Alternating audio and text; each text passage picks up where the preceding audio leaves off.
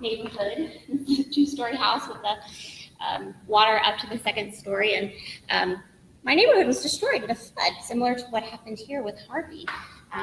So when I say, like, I know what this is like, and like have everything you own just like dragged to the street and thrown away, and you're left to start over and try and figure out how you do that physically, mentally, financially, emotionally. It's a really big task. And so I think it sort of puts into perspective that this doesn't care who you are or what sort of job you have or what your education is. Trauma can impact anyone. And so it's important for me that we all have some basic understanding of what that is.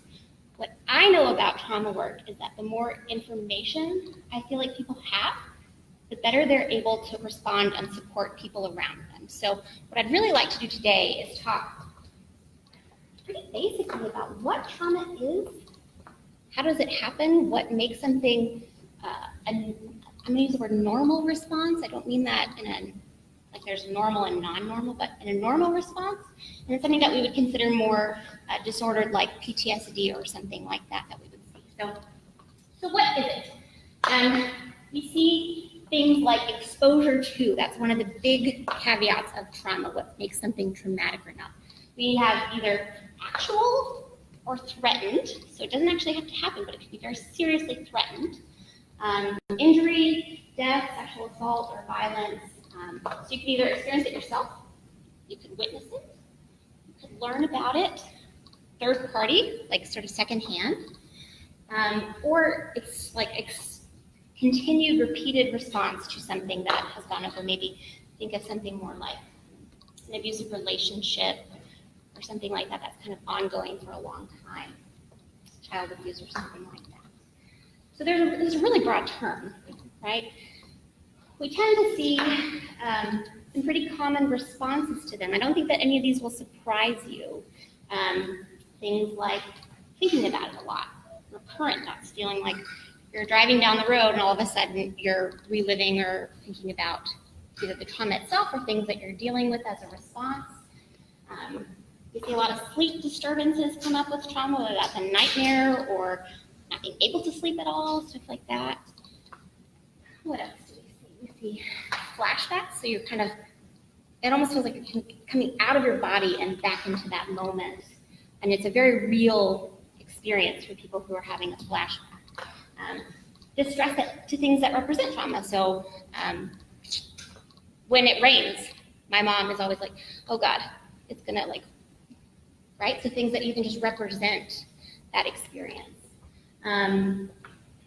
Reactions either internal or external, so feeling uncertain about what's gonna happen, or it could be something completely internal that's representing that trauma for you. You see all sorts of things. Avoidance. I don't wanna talk about that, I don't wanna deal with that. I'm gonna go hang out with my friends or something like that, kind of avoiding the emotion entirely. We see things like trouble remembering. I bet some of you could think about that with traumas that you've heard of. I'm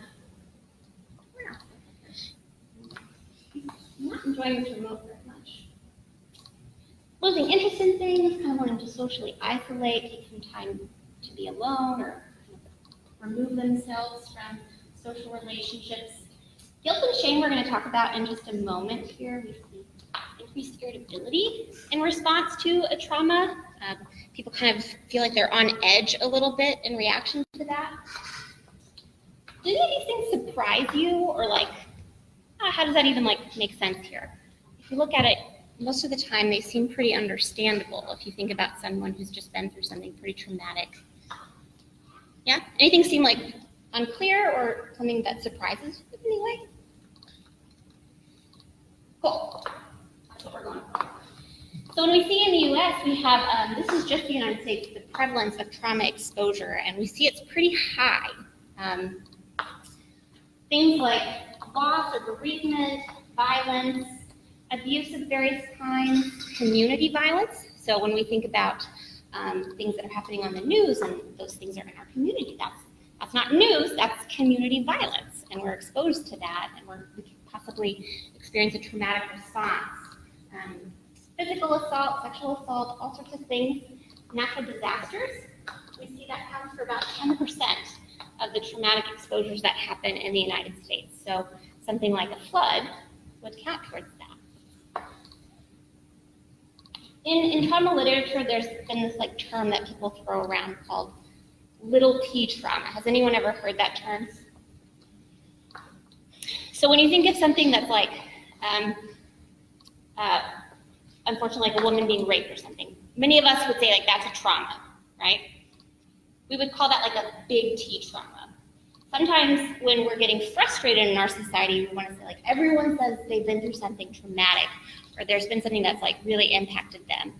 We can call them little T traumas, like your mother not being emotionally supportive for you throughout your entire childhood. Not something that like we would say is a traumatic experience, but was really, really, really impactful in that person's development. And they might have similar responses to what we saw just there. So can you kind of pull to mind something that might count as a little T trauma, either in your life or in the life of someone you know, a child you work with, things that have really impacted them maybe a long time ago? What I want to highlight here for us as people who are learning about trauma is this question of, does it all count? Like, I really don't like it. Does it all count? Does someone's mom not being emotionally available to them as they grew up count as much as someone who's been through a sexual assault? And I know I'm being a little bit brash here, but I want to make a point here. Like, yeah, it counts. We can have a similar response to so many different things. And so what's actually more important than what it is how the people respond to it and how we as their community are able to support and care for them in a response. So we really like to keep our interpretation of trauma broad as we talk about the rest today. So the other thing I was going to say is about that was I do intakes with clients all the time, every day, pretty much, where I'm getting to know someone for the first time. And I ask them, I've got to know what problem is it, what they're trying to work on. It's really helpful for me to know if you might have any traumatic experiences or any sort of abusive experience that you've gone through, so that I can hold that and be conscientious of that as we start to work together. So not something that if they're not coming in for a traumatic help, they might not bring up.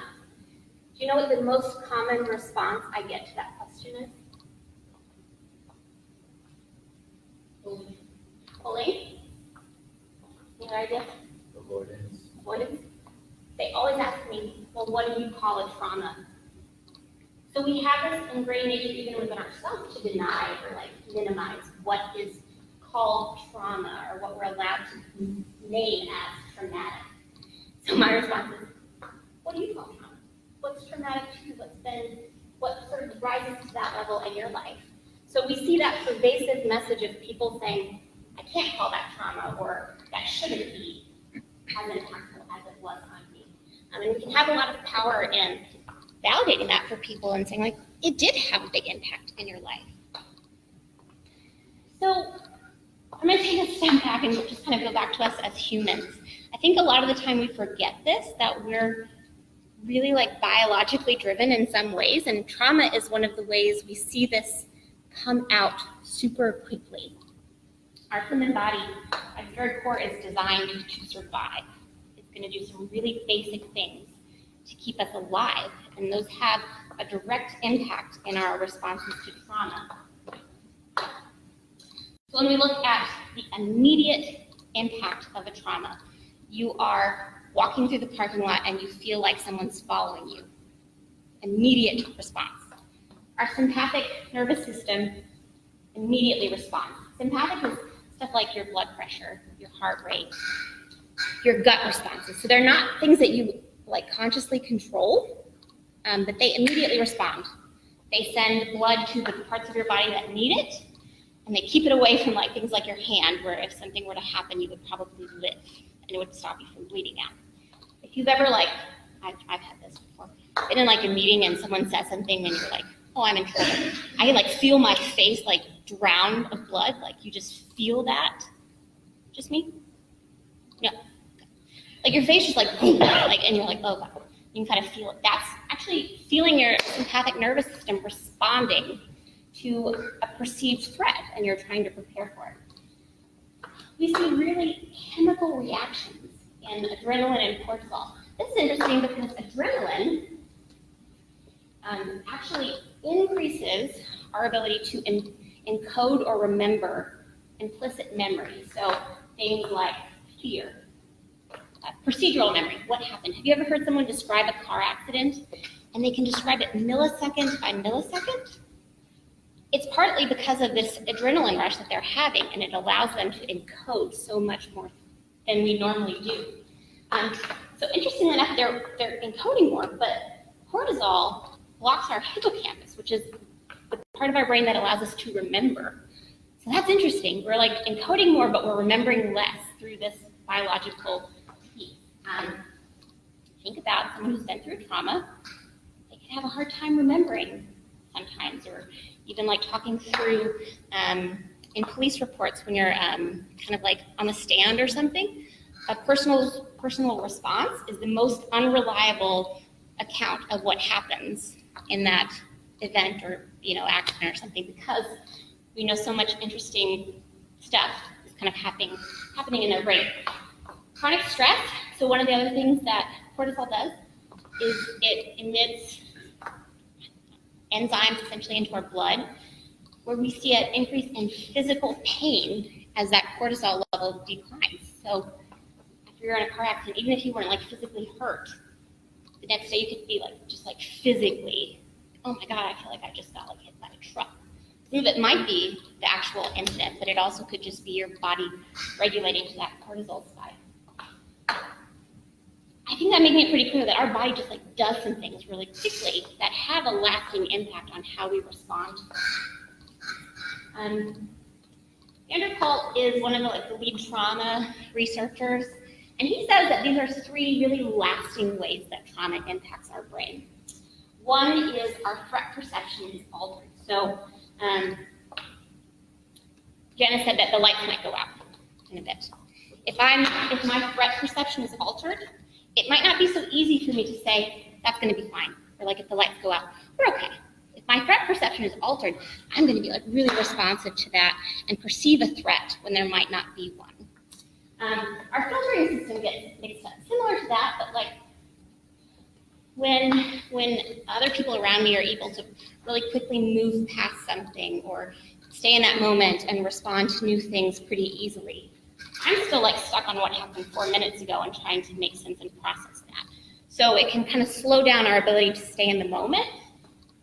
The self-sensing system is our ability to like be self-aware of what's happening.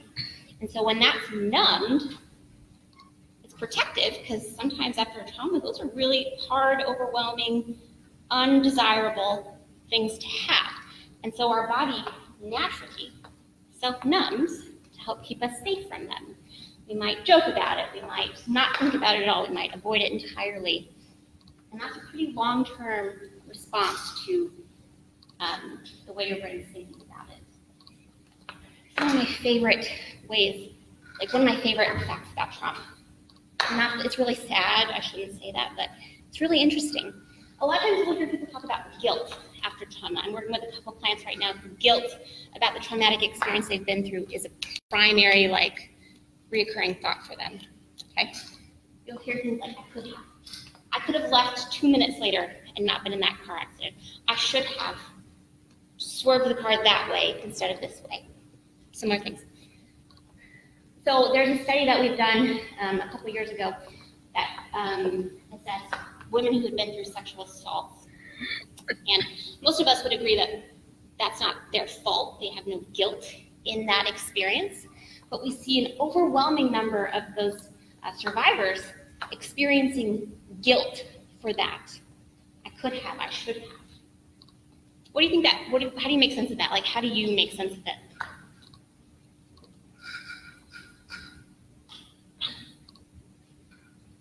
If you were walking by yourself at night and you should have done that, it's not safe. Right. So you want to make it that. You want it to be because of that. That's what we see. So what if I could have, I should have? Oh, yeah. So just a follow-up question. Sure. How would that relate to the society there in regards to that? What's your name? My name is Julie? Julian. Brilliant. I like it, Jillian. Yep. So what if I could have, I should have, in societal terms, means like, how am I gonna live another day? How am I gonna protect myself from that ever happening again? If this is my fault, I can avoid that. If my skirt was too short, then I could just wear longer skirts and then I might not be assaulted.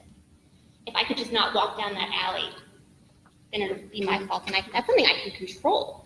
But when there are these things that seem so out of control, walking down the street and being completely assaulted, that alters our ability to walk down the street and feel safe in our society. And so we see a lot of guilt coming through various traumatic experiences, and I think that this is one of the primary ways we can support survivors in this. I often see people want to lovingly talk them out of it, but you had no choice. But you did the best you could. Those are all true, and we can understand where this feeling is coming from.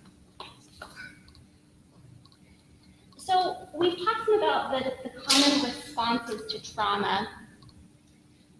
What I want to spend just a moment on is when we see those moving beyond what you might consider an understandable or a normal response. I'm going to use that word normal. I hope you can hear me when I say that there is not a normal and an abnormal response to many things. In my world in psychology, we call it pathological, something that's disordered. But think for a second of someone's sister who just passed away. It's normal for someone to feel sad and grieve and cry, and maybe even take some time off of work and have some experience of remorse about that loss in the weeks after that. If they were having that exact same emotional response 3 years later, something different's going on that we can help them work through. So that's kind of how I want you to hear the difference between what a normal response is and something we would consider more concerning. So we see post-traumatic stress disorder. I'm sure you've all heard that term.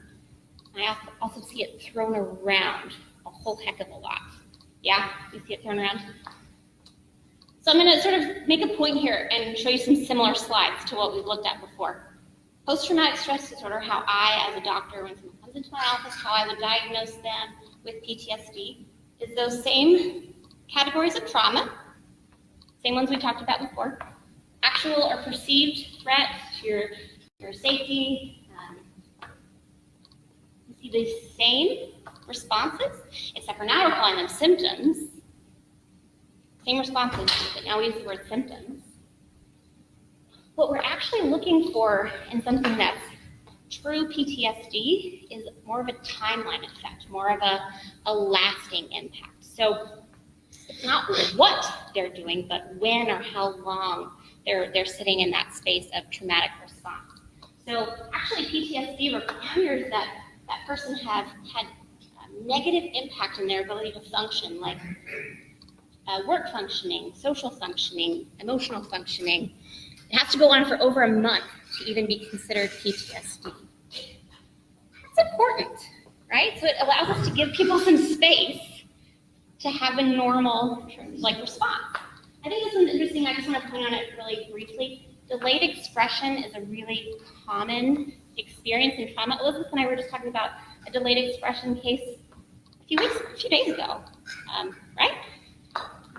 We were talking about the numbing that happens in our responses to trauma. Sometimes we can get so darn good at that it actually won't even come up for years, weeks, months, years. And so we can see a delayed expression of that traumatic response that didn't happen immediately after the event, but will show up 6 months later, 2 years later. And it could be as if that person is experiencing it as if it just happened. And it's important that we know that that's something we understand, that that's normal, that we know what that is, and it's a delayed expression. Oftentimes, it means that they've felt such a need to protect themselves that it's kind of been swallowed that deeply, to use some pretty simple words, that it wasn't even safe to experience the response. So how do you know if PTSD is actually PTSD and not a behavioral or personality? Well, it's a great question. So for instance, the example would be if somebody's house flooded and rained outside, they would have these responses, but if they went through traumatic experience with their house flooding, could they show that response in other aspects of their life that they're trying to cope with everything, but dealing with things? Does that make sense? Yeah, so in general, it does, like your ability to tolerate stress, to tolerate ambiguity, whatever it might be, it does kind of generalize. Your brain is not going to distinguish a flooding stress from a physical threat. It's going to respond the same way. So it might be the similar response. We also do see, I'm going to talk about just a minute, some people with certain personality types are more prone to have a prolonged PTSD experience. It could be that there's something else going on, but as a clinician, it's important for me that I hold this first. Like, maybe that's just a personal decision, but I want to hold that first. Gosh, you've really been through something. Let's understand that. How is that showing up over and over and over and over again in different spaces? I could list a couple different examples, but does that make sense in some way? So do you diagnose that as PTSD when it's only reoccurring when you talk about or experience or have flashbacks to a specific incident, or can you diagnose it as PTSD if it's, like you said, a response to stress being triggered by that experience? Does that make sense? Yeah, it would be more of a case-by-case basis. I don't want to give a gut reaction to it like that. As a clinician, honestly, someone who does this work, it doesn't actually matter to me that much. Like, I'm going to respond to that experience the same way if it's PTSD or if it's, I don't know, depression or anxiety about something else. So, like the nitty-gritty of what we call it feels less important to me as I'm respecting and holding that as their worldview, their lived reality of that response. But come talk to me afterwards. I'd really like to explain that further if I didn't try to do it. I think this graphic is really helpful. This man looks like he is on fire almost to me. And so what happens in PTSD is that fast response, these are all those biological responses I was telling you about, they don't stop when the perceived or when that threat ends. They continue after there is no more threat. And so your body is living in this hyper-vigilant state, but around you there's no more stress, and so it's not matching the environment you're in anymore. So what PTSD actually is when your body is responding to that trauma response when there is no more threat. And we see that prolonged exposure to talk really briefly about some numbers. They make us feel better, like we're not alone in a very real way. Sometimes it can be hard to forget, but over a lifetime in the United States, which is important, somewhere between 70 and 90% of us will go through something that we experience as traumatic. But this is really important. We see, statistically, only about 6 to 10% transform into something that would qualify as that PTSD prolonged response.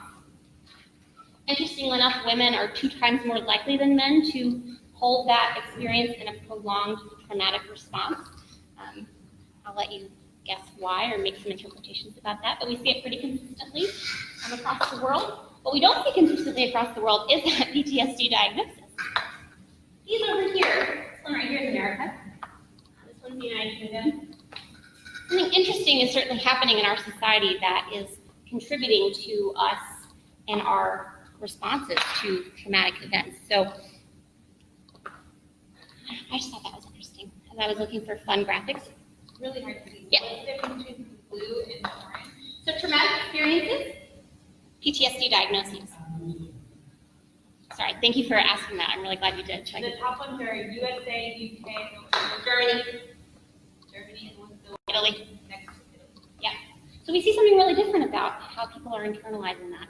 I don't think we have a good idea what. You can see that study was just done in 2018, but we're learning more about it and what's going on that's kind of contributing to this.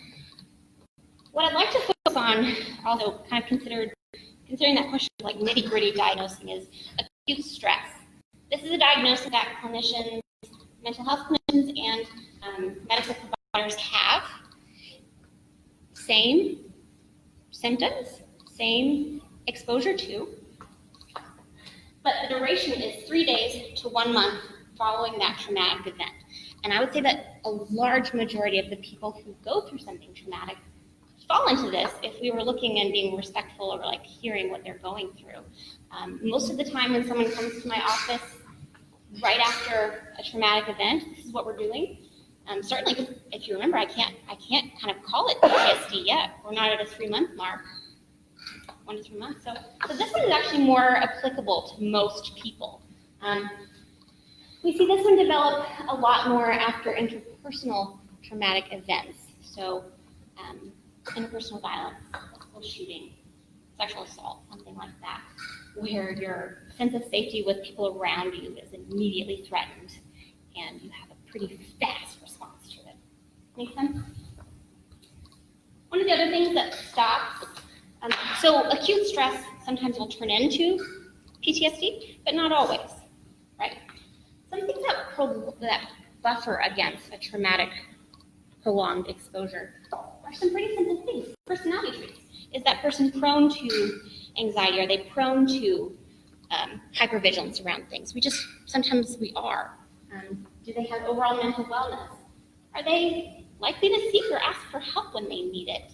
If they're not, they might be more likely to have that traumatic event turn into something more prolonged. Resources, sometimes that means financial, sometimes it means support. Like if you have the financial resources to take 3 or 4 weeks off of work after you've been in a traumatic experience, you might be able to recover or respond a lot better than someone who's forced to kind of continue with that environment, whatever that feels, whatever that like to you. So we do see some differences in how we respond after the fact, and we can see some pretty clear things that help some people respond and set others to be more likely actually to have a prolonged experience. Does that make sense, everyone? We're getting to some of the more fun things, but sports. What we know from a mental health perspective in general, that the amount of stress and stuff we can tolerate, no matter what it is, is directly proportional to the amount of support we think we have. Different than the amount of support we actually have. So sometimes I see teenagers in my office and no one cares about them. And the mom comes in and like, I just love my son so much, I would do anything for them. So there's some sort of there's some discrepancy in the amount of support that they think that they have and the amount of support they might have in reality. So giving support in a way that they can feel is really important, and that's what we're going to talk about next. Does that make sense? Ever tried to be there for someone and they're like, I'm here, and they're like, no one's here for me. And it's kind of frustrating to be on the other end of that. What I think is helpful in addressing that particular issue is having some understanding and awareness of phases of trauma. I think this will make sense to you as we talk about it, but it's not necessarily intuitive for all of us all the time. If we're not staying with them, we actually have the opportunity to miss them with how we can support them, okay? So first phase of trauma recovery is actually pretty basic. Safety, stability, let's get back to baseline homeostasis. Sometimes that means building a new home. Sometimes that means getting to a women's shelter. Sometimes that means financial stability. Does that make sense? It's pretty basic need. What we need to do in those spaces is help them make some pretty fast decisions about how we can do that. Supporting them through overwhelming emotions, like, I just can't imagine how I'm going to do this. It feels so overwhelming. Holding that there's not a timeline for when this is going to happen. You should have gotten over that immediate response of sadness a while back. Can we move past that? There's no timeline for this. And the more we're able to remember that we can look for their cues about what they need from us. Are they in a moment where they want to talk about it, where they want to do sort of strategies or explore ways to solve and create stability? And really taking their cues from them. Has anyone ever heard of Sheryl Sandberg's book, Option B? Yeah, Sheryl Sandberg is Facebook's CFO, so she's kind of like a prominent figure. She's written a couple of books, and unfortunately lost her husband in their mid-40s pretty traumatically, and she had 2 small children. And she wrote a book about her experiences of that, and she said, my least favorite question right after that happened was, what can I do? Like, people in her world who were like, what can I do, Sheryl, like, help me understand. She said, I had no space to help them figure out how they could help me because I had no idea what I needed. So in this space, maybe take more initiative. Like, they need a place to sleep tonight. Let me book a hotel. Now, which hotel do you want? Do you want the Drury? Do you want the Holiday Inn? Do you want the, like, no. Just like make a decision that will actually feel more supportive in that moment because they're kind of like maxed out at that moment. So whatever you're thinking about, you can extrapolate that response. But does that make some sense? Like, this is a moment where actually you taking a little bit more initiative can be pretty helpful. I remember when we went through our flood, my mom was like, one day just like 50 moisture absorbers showed up at the house, like things that like absorb moisture from walls. And like her sister across the country just like ordered them and shipped them, and we never heard like a word about it. So these things just showed up, and I was like, oh my gosh, that's perfect. Like, we have these things. I didn't have to spend a lot of time. I didn't have to ask. I didn't have to do the credit card thing. Really helpful and meaningful to them. Like, something I still remember as something that happened in that time. Sometimes we want to jump here or to stage 3 before they're ready. So stage 2 would be something more like mourning and remembrance, processing the trauma. Most of the time, this is what's helpful about therapy because we're allowed, like, they're not in that immediate threat phase. We can kind of make some sense of it, process it a bit more. We can explore losses associated with that trauma. Sometimes that also includes gains that have been associated with that trauma. And that's really complex. I worked with a researcher at my doctoral program who had an entire assessment called PILES, Perceived Gains and Losses in Events. So something like losing a parent might have a lot of really bad losses associated, but potentially for some people, if that was a harmful relationship, have some gains with it. That can be really confusing or complex if you're like, I shouldn't feel like that's a good thing, or I shouldn't feel positively about that. So really processing through it. How we can help them is actually taking a little bit more of a backseat and supporting their autonomy. One of the things that's most pervasive about trauma is our sense that our autonomy is taken from us. My desire to walk down the street and be safe was taken from me. My home was taken from me. And so really small ways where we can support autonomy and self-directed decision making is very helpful. Like in therapy, that might mean I'm not going to like start us for the day. I'm going to say, what do you want to start? What do you want to start on today? Small way of saying like what you want matters, and I'm going to respect it. Look for clues around pacing. Sometimes I just like want to not think about it for a minute, right? I had someone in my office recently was like wanting to laugh about something, and he said I shouldn't laugh about that. Why? Is it funny to you? Yeah. Let's take a break. Let's take a break from like the heaviness and laugh for a second. So taking cues from them about what you might need in that moment can be helpful, even if it is a break. Gently curious as they express themselves and even ask questions. Sometimes we'll see concerns about safety show up here, like this person's really distraught and really mourning this experience. I'm worried they might hurt themselves. How do I ask that question? A lot of us are scared of the word suicide in our society. Side fact, we know saying the word suicide or asking someone, have you considered suicide, will not give them the idea to commit suicide or to engage in suicidal behaviors. So gently curious is like, you don't have to like know an answer, but I'm just kind of wondering if this could be going on. Even if you don't have an exact answer about what you're feeling, can we just be gently curious about that? That's a very therapy thing to say, and I know that that's not a real thing that people do, but you could, if you wanted to, say like, you might not know exactly what you're feeling. Can we just think on it for a second? Like, gosh, I wonder what that is. Can really disarm someone's need to like know and give us solid answers. being gently curious, empathize. I'm going to spend 3 minutes of my hour showing you a video by Brene Brown because I believe in it that much, about the difference between empathy and sympathy and why it is so darn important, particularly at this stage. So we're going to take a quick break. It's only a few minutes. I just believe everything this woman has to say.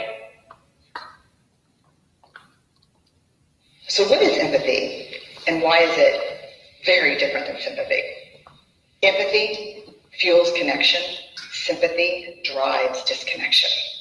Empathy, it's very interesting. Teresa Wiseman is a nursing scholar who studied professions, very diverse professions where empathy is relevant, and came up with 4 qualities of empathy. Perspective taking, the ability to take the perspective of another person or recognize their perspective as their truth. Staying out of judgment, not easy when you enjoy it as much as most of us do. Recognizing emotion in other people and then communicating that. Empathy is feeling with people. And to me, I always think of empathy as this kind of sacred space when someone's kind of in a deep hole and they shout out from the bottom and they say, I'm stuck, it's dark, I'm overwhelmed. And then we look and we say, hey, I'm down. I know what it's like down here, and you're not alone. Sympathy is, woo, it's bad, no, you want a sandwich? Empathy is a choice, and it's a vulnerable choice, because in order to connect with you, I have to connect with something in myself that knows that feeling. Rarely, if ever, does an empathic response begin with at least. And we do it all the time, because you know what? Someone just shared something with us that's incredibly painful, and we're trying to silver lining it. I don't think that's a verb, but I'm using it as one. We're trying to put the silver lining around it. So, I had a miscarriage. At least you know you can get pregnant. I think my marriage is falling apart. At least you have a marriage. John's getting kicked out of school. At least Sarah is an A student. But one of the things we do sometimes in the face of very difficult conversations is we try to make things better. If I share something with you that's very difficult, I'd rather you say, I don't even know what to say right now, I'm just so glad you told me. Because the truth is, rarely can a response make something better. What makes something better is connection. I don't think I even need to explain how that's relevant. Everyone can make that.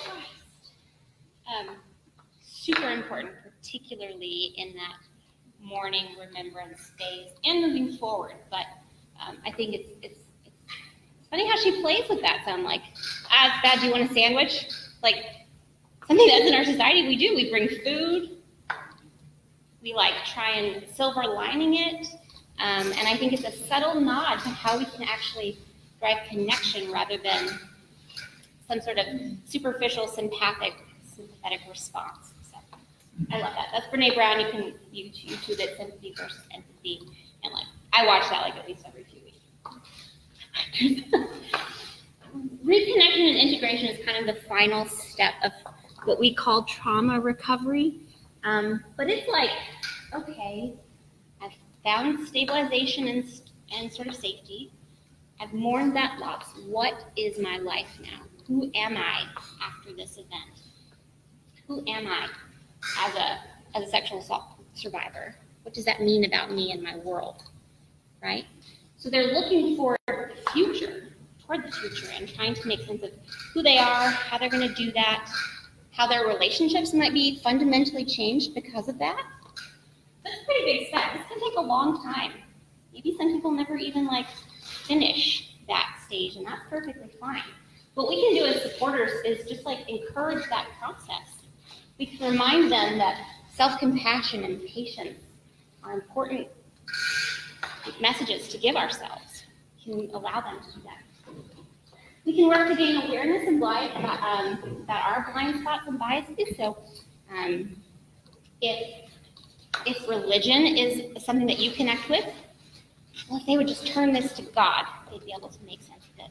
That might be more of my bias or blind spot that's kind of impacting how we're able to respond.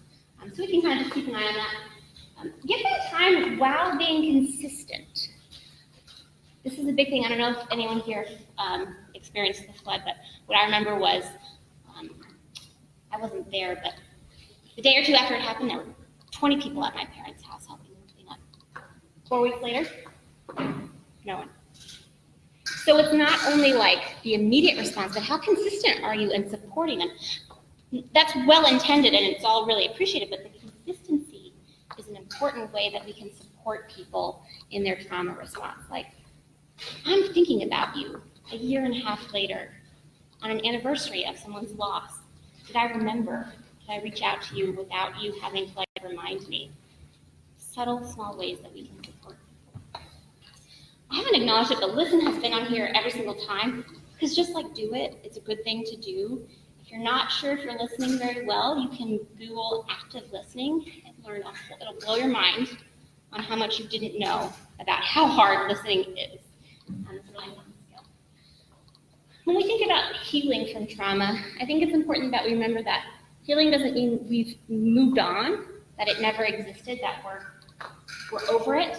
I like to say, I'm not moving on, I'm moving forward. Like, this will never go away, but how can I take steps forward in a meaningful way that makes sense to me?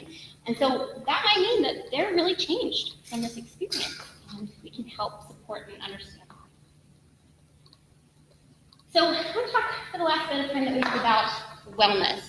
I don't feel like I've not addressed wellness because knowledge is power and it allows us to have support and compassion and empathy for people. But we talked about how trauma impacts us so broadly that a wellness response has to be multifaceted. It can't just be one thing or like emotional support. It needs to cover the whole aspect of a human, starting with things like very physical, basic needs. Nutrition, exercise. Did you have a medical need after that experience? Are you getting it addressed? Do you have the resources to get that addressed? Avoiding substances, we see a really high spike in substance use following a trauma. What do substances do? They usually numb emotions. What do we want after a trauma? We want to feel that less hard. And so we can see a really strong propensity to substance abuse happening after a trauma. So you can try and keep an eye on that. I say sleep, and you're not supposed to put things in capital letters, but if I could scream it at you, I would, because that's how important sleep is after a trauma. There's this new wave of therapy called EMDR, eye movement desensitization or something. It actually mimics REM sleep for us. So in REM sleep, our eyes and our brain do things to help us process the day and information and code it. In EMDR therapy, we actually do that. We move their eyes as we talk about things to replicate that process. And so sleep is not something that's to be taken lightly after this. Just for irritability factor, everyone around you is grouchy if you haven't slept. Okay, I promise. Emotional, mental health. Sometimes we get these mixed up with mental health, which I'm going to talk about in a second. But emotional health is that meaningful relationship piece. Am I engaging in self-care, whatever that looks like for you? Spirituality. Being gently curious with yourself. I'm noticing something that I can't quite understand, or I've never felt this before. What is that? Instead of immediately pushing it away by having a drink or doing something spontaneous or something. What is that? Can I just sit with that for a second and be curious for just a second about what that might be, to have a better connection with your emotional state. Mental health, you can think more of thoughts, cognitive, a little bit more up here than some of the emotional health. Really important though. I'm a big proponent of journaling in therapy, mostly because you just have to get it out. Sometimes you'll see thoughts get stuck in a loop when we're not really feeling like they're getting out. I'm going to forget that. I'm going to forget that. I'm going to forget that. I'm going to forget that. I'm going to forget to buy that at the store. And somehow writing it down on the paper allows us to relax and feel like we're not going to forget that. Same thing with emotions and thoughts. Sometimes if we can just get them out, it can be helpful. So whatever that looks like, singing, painting, writing, drawing. Grounding techniques, I'll just spend a second here. Breathing is such an important one. We talk such about how your body responds at like a blood level, like at that basic level, that breathing well will have a pretty immediate response.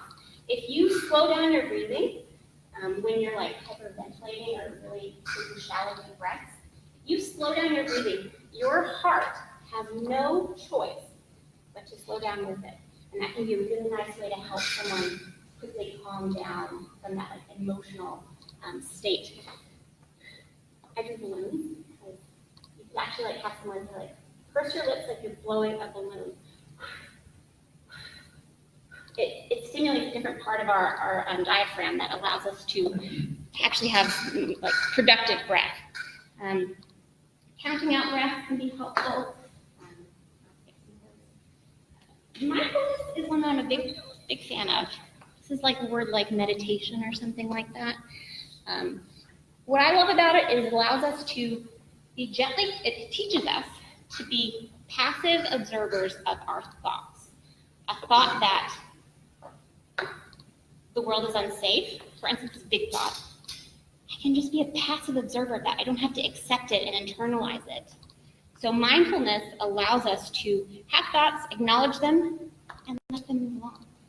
One of my favorite meditations is called Leaves on a Stream. If that idea connects with you at all, look it up. You can find a YouTube video that will walk you through it.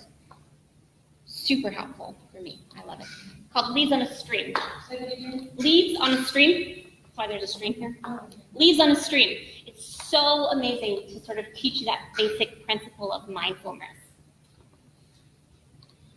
We can also just delegate, allow people to help us. Take breaks from that emotional and mental load that we're dealing with.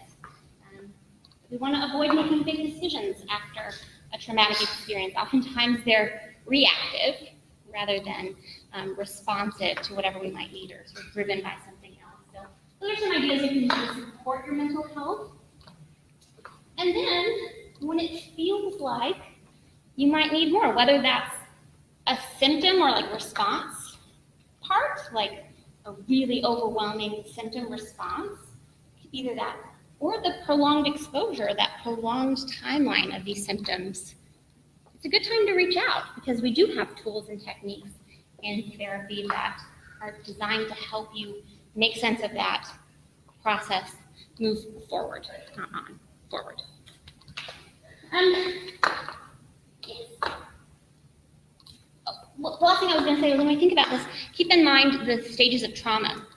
So if you're in stage 1, a therapist is going to be like, let's talk about how we like, how does this make sense? And how are you going to like make meaning out of this? How is this going to be a good thing at the end of the day?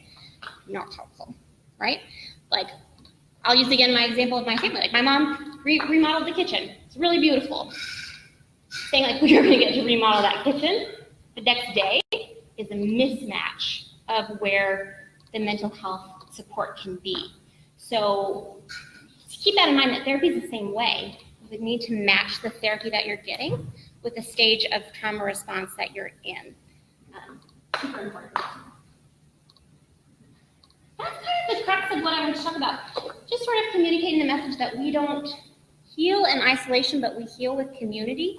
And so that's why it's really important for me that the more our community can have knowledge and awareness about trauma responses, the better we're going to be able to help ourselves, help people we care about, maybe even help the world. So that's what I have for today. I know we're kind of at time, but here's my contact information. If you had any questions about this talk or like how to go about the process of talking about trauma with someone or anything like that, I'd be more than happy to communicate with you.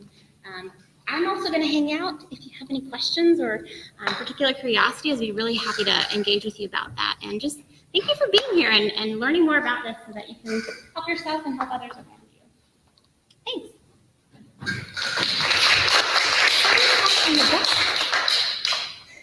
Thank you so much. I think they also have some flyers and business cards and stuff.